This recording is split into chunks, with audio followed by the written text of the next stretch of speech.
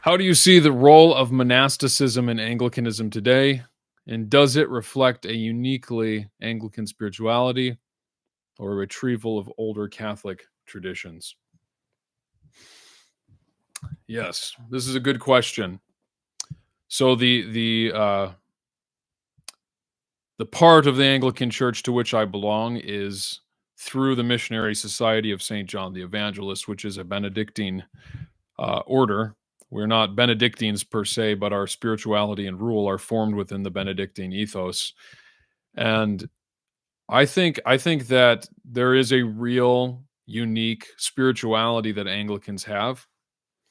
And I don't want to overstate this, but I think the beauty about Anglicans is that we're deeply rooted within the Western tradition, but our spirituality is less scholastic and is more rooted within the Eastern fathers, I would say, and flows out of that kind of Eastern monasticism. And what I love about that is that I think we offer something unique in that our approach to theology is very much embedded in a participatory, relational view rather than purely intellectual.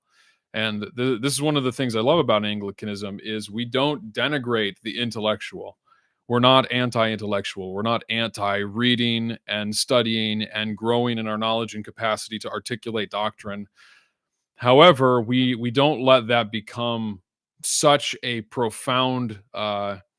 We don't place an emphasis on that to such a degree that it starts to denigrate the participatory kind of mysterious, mystic kind of asceticism and practice that you see emphasized in the East. Those two things come together in Anglicanism in a really beautiful way, and I think we bridge the gap between some of more the extreme scholasticism that you find in Roman Catholicism and some of the extreme kind of hesychastic practices in the East. We kind of bridge the gap and bring it to a center that balances both of these things out, and I think brings about a wonderful expression of monasticism. The sad part is Anglicanism, because of our past history, which we need to acknowledge. I mean, when the Church of England was founded, monasteries were shut down. This is a very sad reality that was part of our English Reformation, is the denigration of monasticism.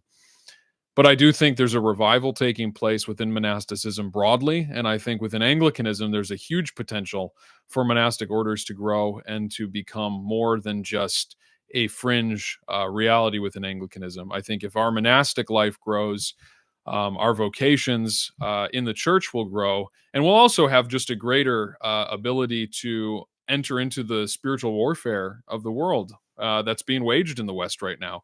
I think monasticism is the foundation of spiritual warfare, and engaging in it well. If there's no monasteries praying day and night without ceasing, um, there is a real sense in which the demonic powers have an entry point. I think that this is one of the greatest ways that we keep the enemy at bay, from influencing society and culture, is when our monasteries are strong and are constantly praying.